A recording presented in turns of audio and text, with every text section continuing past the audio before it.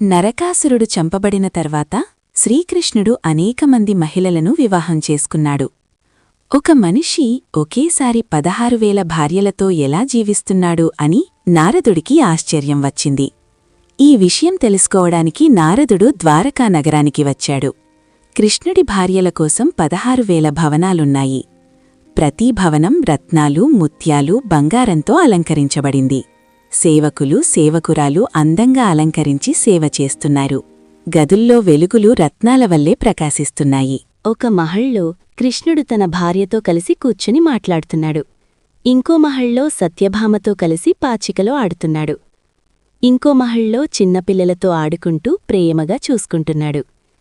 ఇంకోచోట స్నానం చేయడానికి సిద్ధమవుతున్నాడు. ఇంకో మహల్లో యజ్ఞం చేస్తున్నాడు.